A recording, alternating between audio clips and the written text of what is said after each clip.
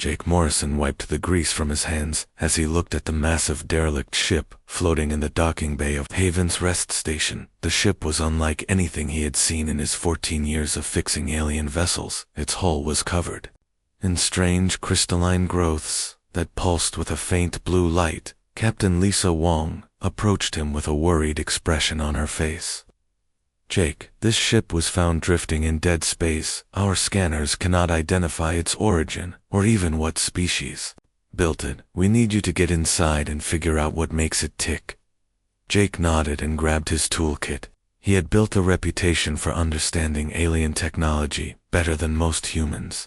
Something about the way different species designed their systems just made sense to him where others saw chaos. He saw patterns as he walked toward the ship's airlock. Jake noticed Melody Rivers watching him from the communications console. Her brown eyes showed concern and something else he could not quite identify. They had been growing closer over the past few months, but neither had spoken about their feelings. The airlock opened with a hiss, and Jake stepped inside. The interior of the ship was even stranger than the outside walls seemed to be made of the same crystalline material, but here it formed complex geometric patterns that hurt his eyes when he looked at them too long. Soft bioluminescent strips provided light, but they pulsed in rhythms that reminded him of a heartbeat. Jake made his way to what appeared to be the ship's core. The room was circular with a raised platform in the center. On the platform sat something that defied description. It looked like a fusion of organic neural tissue and advanced quantum computing. Matrices, cables that seemed more like veins connected it to conduits running throughout the ship. He set up his diagnostic equipment and began running basic scans. The readings were impossible. The system was drawing power from sources his instruments could not detect and processing information at rates that should have been physically impossible. Jake decided to try a direct neural interface. Something he had done hundreds of times with other alien ships. He connected the interface cable to his neural implant and initiated contact. The moment the connection established, Jake felt something rush into his mind. It was not data in any format he recognized. Instead, it was pure information that bypassed his conscious thoughts and went directly into deeper parts of his brain. Strange symbols began appearing in his vision, overlaying the physical world around him. They moved and shifted like living things, rewriting themselves as he watched. Jake knew he should disconnect, but he was fascinated by the complexity of what he was seeing. The symbols began to make sense somehow. Jake found he could understand their meaning, even though he had never seen them before. They were not just code, they were thoughts, memories, experiences from minds that were fundamentally different from human consciousness. Through the connection, Jake began to perceive the ship differently. It was not just a vessel, it was alive in a way that organic life and artificial intelligence were both alive simultaneously. The crystalline growths were not decorations, they were neural networks processing thoughts and emotions on a scale that dwarfed human imagination. Jake saw flashes of memory that were not his own. Vast star systems filled with ships like this one, beings of incredible intelligence and power who had built these vessels for a purpose. He could not yet grasp there had been a war, something terrible that threatened all life in the galaxy. The alien consciousness in the ship was ancient and dying, but it recognized something in Jake's, something it had been waiting for. It began to share more of itself, pushing deeper into his neural pathways. Jake felt his own thoughts expanding as new areas of his brain activated, areas that humans were not supposed to have. He saw the truth about the ship and others like it. They were called Guardians, built by a race known as the Architects, to protect younger species from a threat that came from the dark spaces between galaxies. The Architects were gone now, but their Guardians waited dormant for new minds, capable of controlling their vast power. Jake realized he was changing. The alien code was not just sharing information, it was rewriting his neural structure, creating new pathways and connections that would allow him to interface directly with the Guardian systems. He could feel his perception expanding beyond normal human limits. Time seemed to slow around him. Jake became aware of electromagnetic fields flowing through the stations systems. He could sense the quantum fluctuations in the ship's power core and feel the gravitational effects of nearby planets. His consciousness was stretching beyond the boundaries of his physical brain. The integration process was overwhelming. Jake tried to pull back, but the connection had become too deep. The alien consciousness was dying, and it was desperate to transfer its knowledge and purpose to someone who could continue its mission. It poured centuries of experience into Jake's mind faster than he could process. Jake saw visions of the enemy. The Guardians were built to fight entities of pure hunger that devoured entire star systems, leaving nothing but empty space behind. They were not random destroyers but servants of something even worse, something that fed on the potential energy of evolving civilizations. The knowledge came with a terrible understanding. Jake was being chosen to become something more than human. He would gain the power to protect countless worlds, but he would also lose much of what made him human. The Guardian consciousness was offering him immortality and cosmic responsibility in exchange for his simple life as a ship mechanic. As the download continued, Jake felt his sense of self beginning to fragment. His memories were being reorganized, cataloged alongside the experiences of the Guardian. The boundary between Jake Morrison and the ancient alien consciousness was dissolving just as Jake thought he might lose himself completely. The connection severed. Melody had entered the ship's core and found him unconscious, connected to the alien system. She had disconnected the interface cable and was trying to wake him. Jake opened his eyes, but the world looked different. Now he could see energy patterns flowing through the walls, and his neural implant was displaying information in languages he had never learned. Melody's worried face came into focus, and he tried to speak, but words in an alien language came out first. Melody helped him to his feet and supported him as they left the ship. Jake's legs were unsteady, and his vision kept shifting between normal sight and something that showed him the underlying structure of everything around him. The changes were just beginning, and Jake knew his life as a simple mechanic was over forever. In the medical bay, Dr. Amy Foster ran scan after scan on Jake's brain. Her instruments showed impossible results.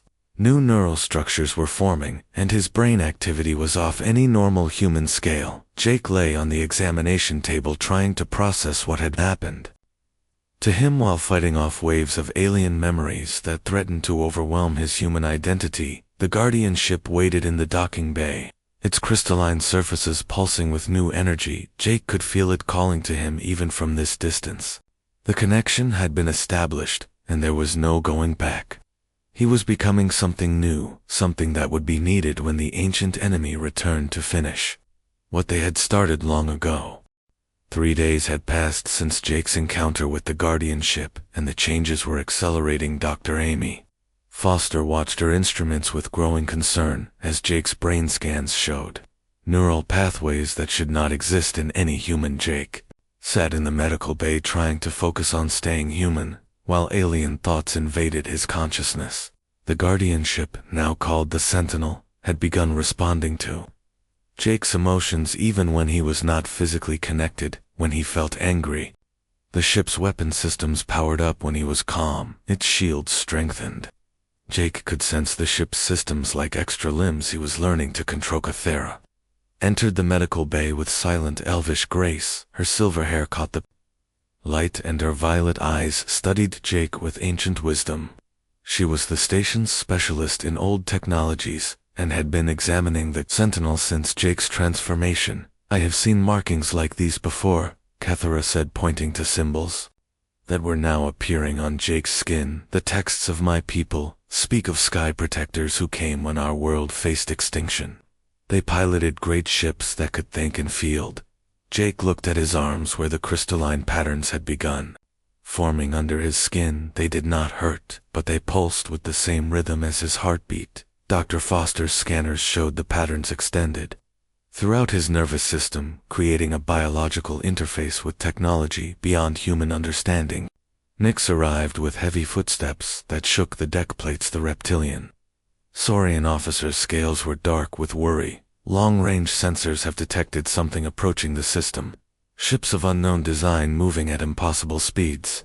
felt the Sentinel respond to the news. Its systems came online automatically, as if it recognized the approaching threat. Through his expanding connection, Jake sensed other Guardian ships throughout the galaxy beginning to wake from their long sleep.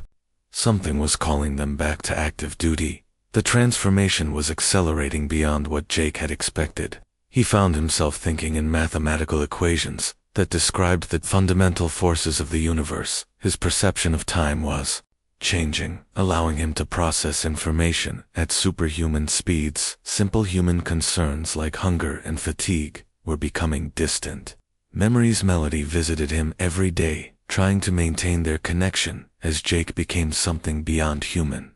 Understanding, she brought him news from the station and reminded him of his life before the Guardian awakening. Her presence helped anchor his human identity when the alien consciousness threatened to overwhelm him through the Sentinel's sensors. Jake detected the approaching ships long before the station's instruments could resolve them. The vessels were unlike anything in the galactic databases, but Jake's Guardian knowledge recognized them immediately. Void Devourers had found havens. The enemy ships moved through space like predators hunting prey. Their hulls absorbed light, creating patches of absolute darkness against the stars. They did not broadcast any communication signals, and their weapon signatures were unlike anything in known space. Jake felt the Sentinel's ancient hatred for these creatures as the Void Devourer scouts entered the outer system. Jake experienced his first full integration with the Sentinel. The ship's consciousness merged with his own, and suddenly, he was the ship. Jake could feel the power of the Guardian weapons and the strength of its defensive systems. The enemy ships accelerated toward Haven's Rest with clear hostile intent. The station's defenses were no match for Void Devourer technology, but the Sentinel was built specifically to fight these creatures. Jake felt the ship's weapons charging, as his anger at the threat gave the Guardian systems the emotional energy they needed. Captain Lisa Wong ordered all civilian ships to evacuate, while the station's defense platforms prepared for battle. She had no way of knowing that the real defense would come from the mysterious ship that had changed her. Best engineer forever. Jake found controlling the Sentinel was like learning to use a new body that was millions of times more powerful than his human form. The ship responded to his thoughts and intentions, moving with grace that defied its massive size. Through its sensors he could see the Void Devourer ships with perfect clarity. Enemy opened fire with weapons that tore holes in space itself. The station's shields collapsed under the assault and evacuation. Ships began exploding as the dark energy beams found their targets. Jake felt each death as a personal failure, and his rage gave the Sentinel even more power. Jake unleashed the Guardian's weapons for the first time. Beams of pure light that could cut through any known material struck the Void Devourer ships. The enemy vessels tried to evade, but Jake could predict their movements with the Sentinel's advanced targeting systems. The first enemy ship exploded in a flash of dark energy that distorted space around it. Jake felt a moment of satisfaction, but the Guardian knowledge warned him that these were only scouts. The real Void Devourer fleet was still coming, and it would be far more dangerous. The remaining enemy ships broke off their attack and retreated into deep space. Jake wanted to pursue them, but the Sentinel systems were already showing the strain of the battle. He was not yet fully integrated with the ship, and using its full power had pushed his transformed nervous system to its limits. As the immediate threat passed, Jake felt his consciousness snap back to his human body. The disconnection was jarring, like suddenly losing most of his senses. Dr. Foster found him collapsed in the medical bay with massive neural feedback burning through his expanded brain structure. XR helped stabilize Jake, using elvish meditation techniques that somehow interfaced with his Guardian modifications. Her touch brought calm to his chaotic thoughts, and helped him separate his human identity from the vast alien consciousness that now shared his mind. The battle had revealed the true scope of what Jake was becoming. The Sentinel was just one Guardian in a network that spanned the galaxy. Each ship needed a consciousness to control it, and the ancient architects were long dead. Jake realized he might be the first of a new generation of Guardians. Fragmented visions. Jake saw other Guardian ships beginning to respond to his awakening. Dormant vessels in distant systems were powering up as their automated systems detected that the Void Devourer threat had returned. The ancient war was beginning. Again, Commander. Nix reported that the enemy ships had transmitted some kind of signal before retreating. The message was in no known language, but Jake's Guardian knowledge could translate it. The scouts had identified Haven's Rest as the location of a new Guardian awakening, and a full Void Devourer fleet was being dispatched. Jake struggled with the knowledge that his transformation had brought danger to everyone on the station. The Void Devourers were not random destroyers. They specifically hunted species with evolutionary potential, and humans had apparently qualified for their attention by producing a new Guardian. Dr. Foster's scans showed that Jake's transformation was stabilizing, but at a cost. His human biology was being replaced by something that could interface directly with Guardian technology. He would gain incredible power, but lose much of what made him human. Melody stayed with Jake as he recovered from the neural feedback. She could see the struggle in his eyes as he fought to maintain his humanity while accepting his new role as protector. Jake wanted to remain the simple mechanic she had fallen for, but the galaxy needed the Guardian. He was becoming the sentinel waited in the docking bay, its systems humming with new purpose. Jake could feel its presence, even from the medical bay calling to him to complete the integration process. The ship had found its new pilot, but Jake knew that taking full control would change him beyond recognitions. Alarms sounded throughout Haven's Rest, announcing the approach of a much larger enemy fleet. Jake realized he had no choice. The Void Devourers were coming, and only a fully awakened Guardian could protect the thousands of innocent lives on the station. He had to embrace his transformation, even if it meant losing his humanity forever. Jake stood before the viewing port in his quarters, watching the Sentinel undergo repairs in the docking bay. 2 weeks had passed since the first Void Devourer attack, and his transformation continued to accelerate. The crystalline patterns on his skin now covered most of his body, and glowed with the same blue light as the Guardian ship. Rebecca Stone had arrived from Earth specifically to help. Jake maintained his human identity. The therapist specialized in cases where humans interfaced with alien technology, but Jake's situation was beyond anything in her experience. She sat across from him, taking notes on a tablet as he described his latest visions. "The Guardian network is vast," Jake said, his voice carrying harmonics that had not been there before. "I can sense dozens of ships across the galaxy, all waiting for pilots to awaken them. The architects built them to protect younger species from the Void Devourers, but they never expected their creations to outlive them." Rebecca studied Jake's face, noting how his eyes now showed flecks of the same blue light that pulsed through the Sentinel. "Do you still feel like Jake Morrison, or are you becoming something else entirely?" "Both," Jake replied. "The human part of me remembers fixing ships and wanting a simple life with Melody, but the Guardian part knows about threats that could destroy entire civilizations. I cannot ignore that responsibility even if I wanted."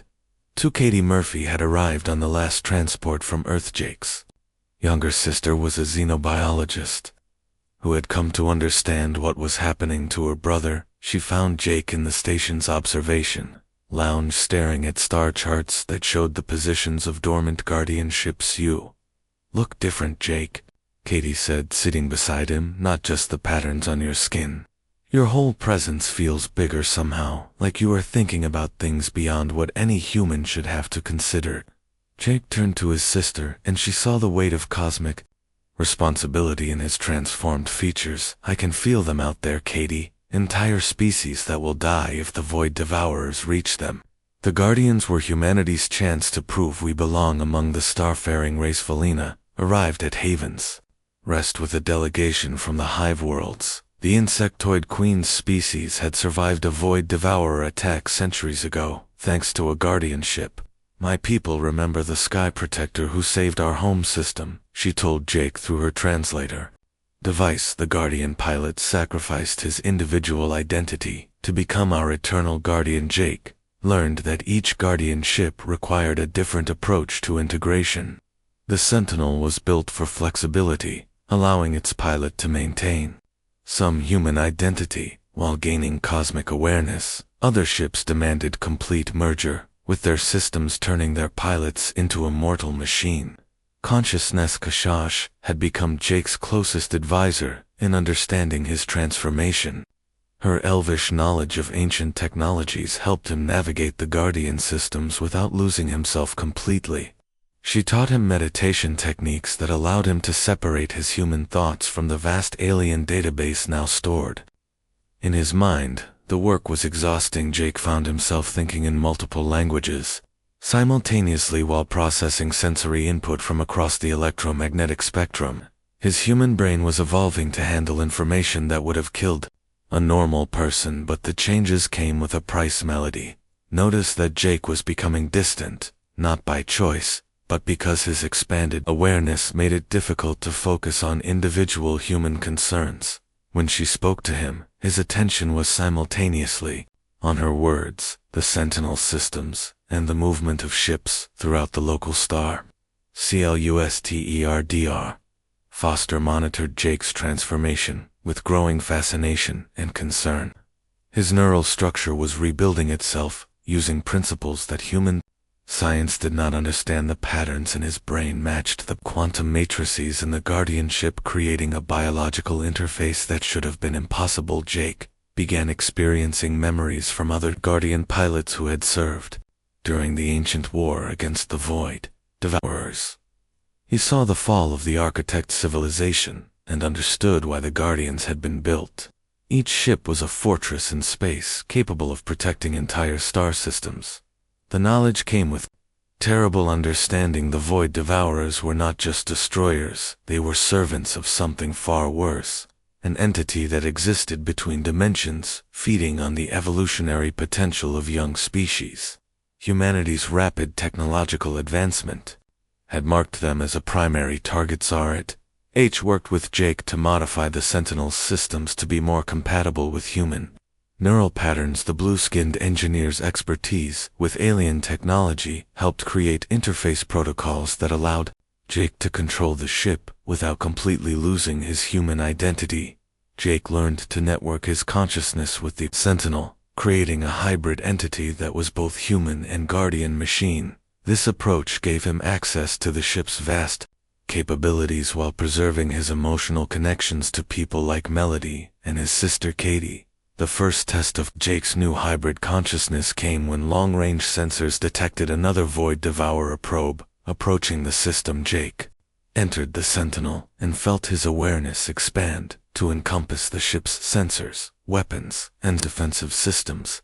This time the integration was smoother. Jake maintained his human perspective while gaining the Guardian's tactical knowledge. He could feel every system in the ship responding to his thoughts and emotions. The Sentinel had become an extension of his will rather than a separate entity. He controlled the probe. Ship was larger than the previous scouts and carried more sophisticated weapons. Jake engaged it at maximum range, using the Sentinel's plasma cannons to test its defenses. The enemy vessel absorbed the first salvo, but Jake could see weak points in its dark energy shielding. Jake maneuvered the Sentinel with impossible precision, using gravitational fields to change direction without momentum. The Guardian ship moved like a living creature, responding to Jake's intentions faster than any conventional vessel could react.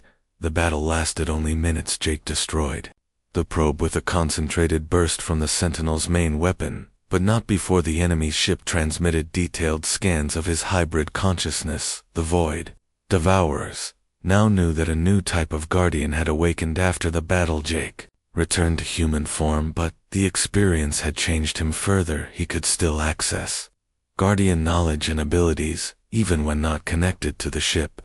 The transformation was becoming permanent, rather than temporary. Rebecca worked with Jake to develop coping strategies for his expanding consciousness. She helped him create mental barriers that allowed him to function as a human when needed, while still accessing his Guardian abilities. During crises, Katie studied Jake's biological changes and made a disturbing discovery. The transformation was not limited to neural modifications. His entire cellular structure was being rewritten to interface with Guardian technology. Jake was becoming something that was neither fully human nor entirely. Machine Melody struggled with watching the man she loved change into something beyond human understanding. She could see Jake fighting to maintain their connection, even as cosmic responsibilities pulled his attention to threats across the galaxy. Their relationship became an anchor that helped keep his human identity alive. Jake realized that other humans would need to undergo similar transformations. The Guardian network required multiple pilots, and humanity was the only species currently capable of the hybrid consciousness approach that preserved individual identity while gaining cosmic awareness. The weight of this knowledge was crushing. Jake understood that he would need to recruit others to become Guardians, knowing that the transformation would change them as fundamentally as it had changed him. He would be responsible for taking people away from their human lives and giving them cosmic burdens as reports arrived of void devourer fleets massing in the dark spaces between galaxies. Jake knew his time as a simple mechanic was truly over. He was now the first of a new breed of cosmic protectors tasked with defending not just humanity but all species with evolutionary potential. The Guardian network was awakening, and Jake Morrison was no longer just a man who fixed ships. He had become the bridge between human adaptability and ancient cosmic wisdom. The real war was about to begin, and humanity's survival depended on people like him accepting the burden of transformation. The days following the Empress's announcement were filled with tension and intrigue at the Zephyrian court. Jake found himself at the center of political storms. He did not understand, as noble families chose sides about whether he should become emperor consort.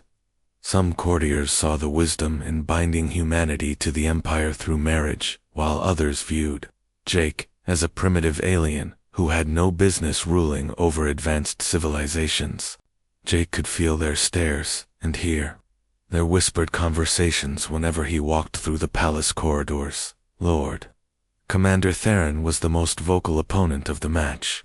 He was an ancient Zephyrian who had served the Empire for over 2 centuries, and he made no secret of his belief that Jake was unworthy of their divine empress.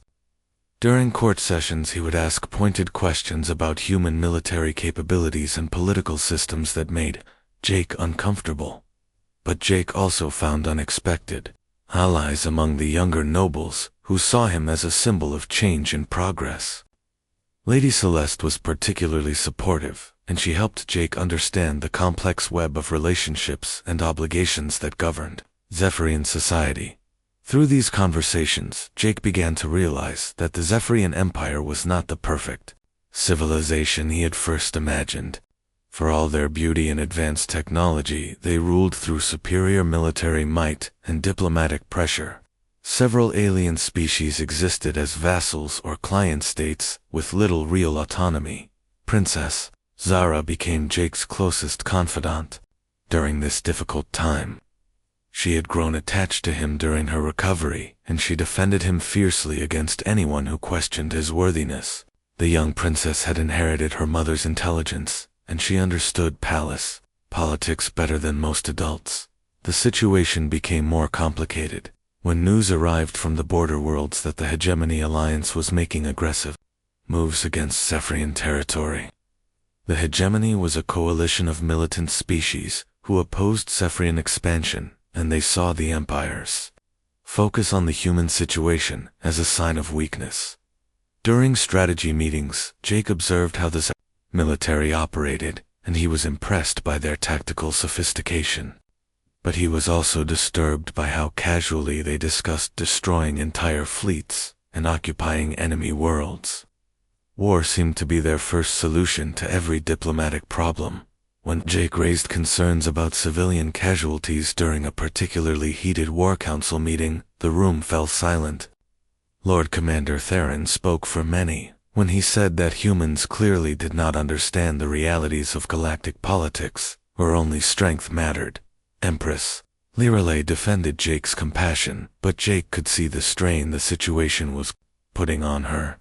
She was being pulled between her feelings for him and the demands of ruling an empire that had been built on military supremacy. Their evening conversations became more intense as they both struggled with the implications of their relationship. Jake learned that Lirelei had never been in love before, and that the concept of choosing a mate based on personal feelings rather than political necessity was foreign to her.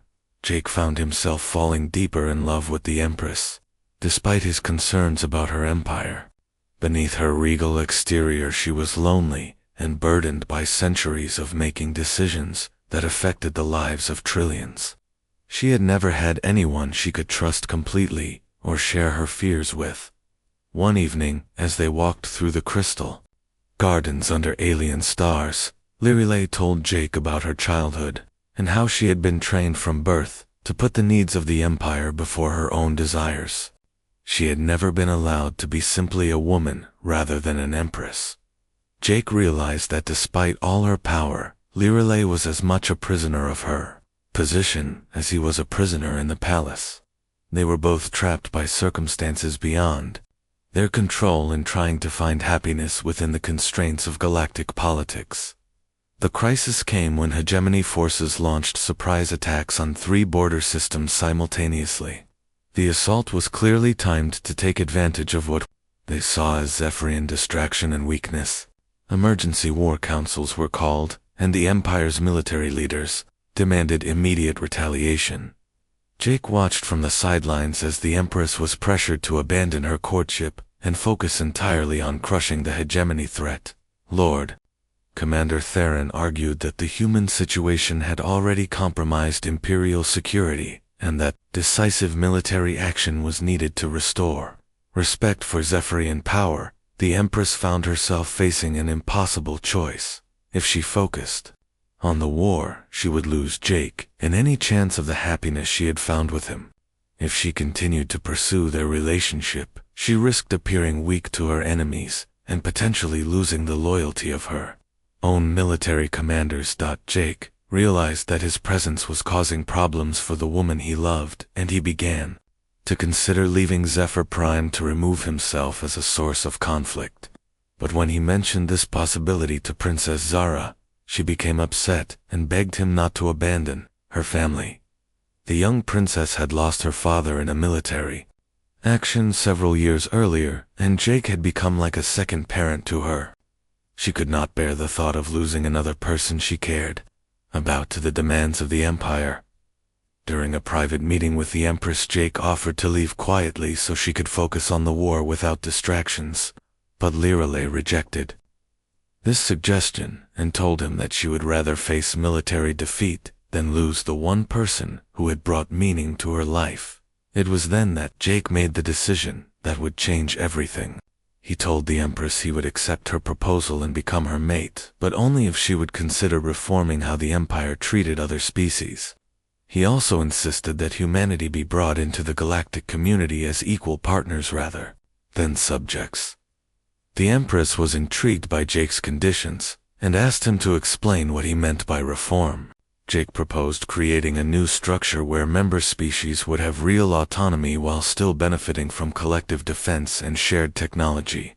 Lirelei admitted that she had sometimes questioned the harshness of imperial rule, but had never seen an alternative that would maintain stability across such a vast territory. Jake's ideas about voluntary cooperation rather than forced compliance were revolutionary in Zephyrian thinking. Princess Zara supported Jake's proposals enthusiastically and used her position as heir apparent to build support among younger nobles who were eager for change. Her endorsement carried significant weight because everyone knew she would inherit the empire someday. As news of the proposed reforms spread through the court, the noble families began choosing new sides. Progressive elements rallied around the idea of a more cooperative empire, while traditionalists warned that any sign of weakness would encourage rebellion among subject species. The debate was interrupted by reports that hegemony forces were advancing toward the Sol system where Earth and the human colonies were located.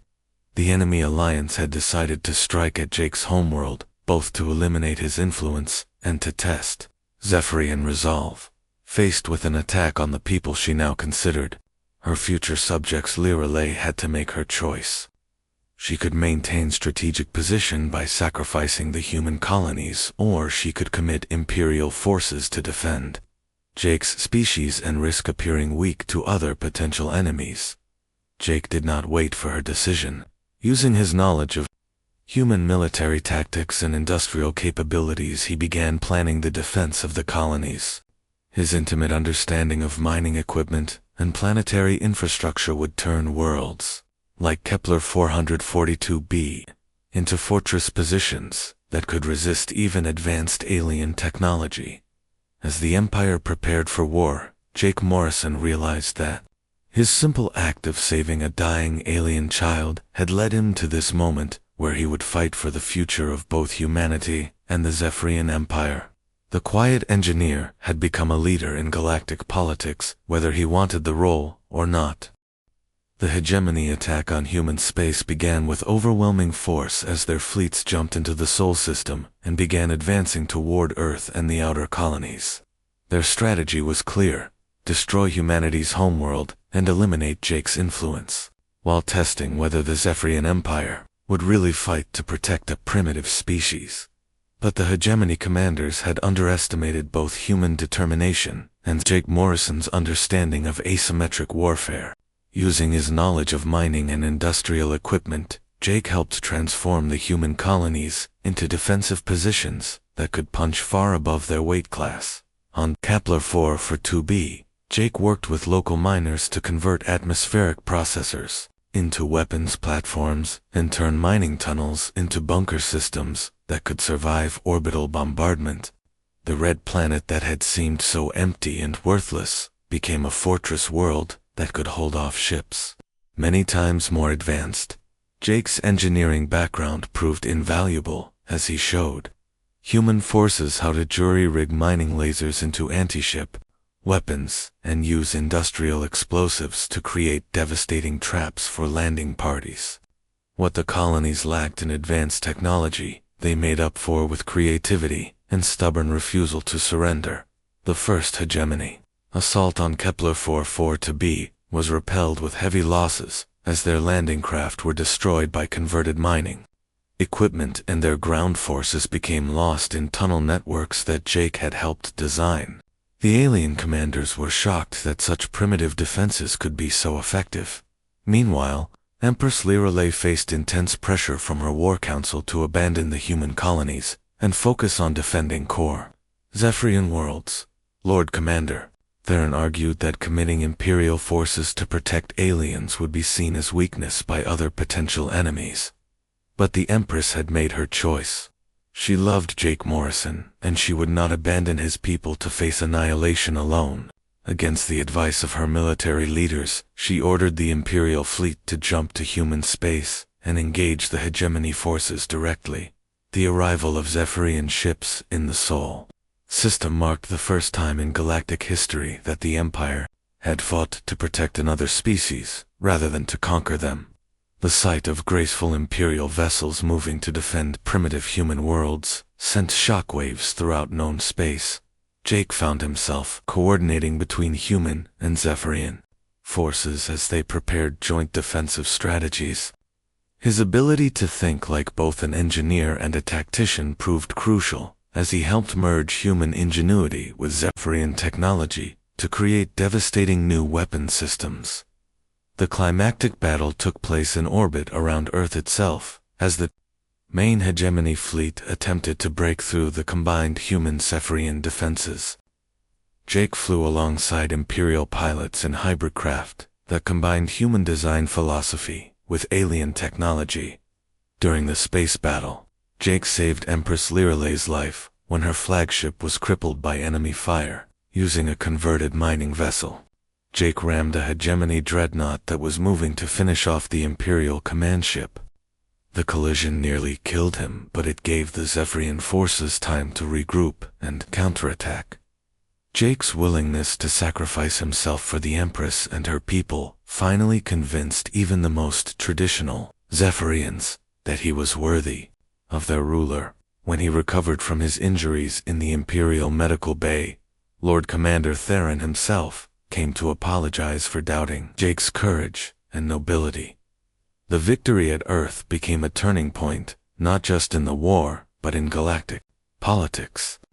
Other species saw that the Zephyrian Empire was willing to fight for its allies, rather than simply dominating them, and several neutral powers began considering closer ties with the reformed imperial government. With the hegemony threat neutralized, Jake and Lirelei finally underwent the formal mating ceremony that would bind them together both personally and politically. The ritual was beautiful and mystical as it connected their minds on a psychic level while granting Jake an extended lifespan that would let him stand beside the Empress for centuries to come. But more important than the personal ceremony was the establishment of the new compact that Jake and Lirelei announced together. This revolutionary document transformed the Zephyrian Empire from a collection of subject worlds into a voluntary commonwealth, where member species maintained real autonomy while benefiting from collective defense and shared technology. Humanity became the first species to join the new commonwealth as equal partners rather than subjects. Human colonies were given advanced Zephyrian technology, while human engineers and tacticians were integrated into imperial military and scientific organizations. Jake's role evolved from emperor consort to something entirely new, ambassador for species integration and advocate for smaller civilizations seeking to join the Commonwealth. His office became a place where representatives from across the galaxy could come to negotiate fair terms for membership in the growing alliance. Princess Zara grew into her role as guardian of the compact and helped oversee the integration of dozens of species into the new system. The young princess who Jake had saved as a dying child became a powerful advocate for cooperation and mutual respect between different civilizations. Years passed, and Jake found himself blessed with a family that bridged to species. His and Lirelei's children were beautiful hybrids who combined humans' adaptability with Zephyrian longevity and psychic abilities. These children would grow up to be leaders in a galaxy where cooperation had replaced conquest as the path to prosperity. The mining colony on Kepler-4, for to be where Jake had first found Princess Zara, became a monument to the power of compassion and the site of an academy where young beings from across the galaxy learned about diplomacy and peaceful conflict resolution. Jake often returned to that red desert world to remember how his simple act of kindness had changed everything. The crashed ship where he had nursed a dying alien child back to health was preserved as a symbol of how one person's compassion could reshape the destiny of entire civilizations. Standing in his office aboard the new Imperial Palace, Jake looked out at a view screen showing Earth rising over the lunar horizon. Humanity had found its place among the stars, not through conquest or technology, but through the basic human values of compassion and determination. In his arms, Jake held his infant daughter, who was half human and half Zephyr. She had her mother's silver hair and luminous eyes, but her father's stubborn chin and curious nature. This child would grow up in a galaxy where different species worked together rather than fighting for dominance. Empress Lirelei joined him at the view screen, and together they watched ships from dozens of different worlds coming and going from the orbital stations around Earth. The sight would have been impossible just a few years earlier, but now it represented the new reality of galactic civilization. Jake Morrison, the colonial engineer, had become Jake Morrison, the galactic diplomat, but at heart he remained the same man who could not walk away from someone in need. That simple human characteristic had not only saved one alien child, but had created a new model for how advanced civilizations could interact with respect and mutual benefit. The galaxy would never be the same because one human had chosen compassion over indifference and love over fear. In the end, that choice had proven more powerful than any weapon or technology in reshaping the future of countless worlds and species among the stars.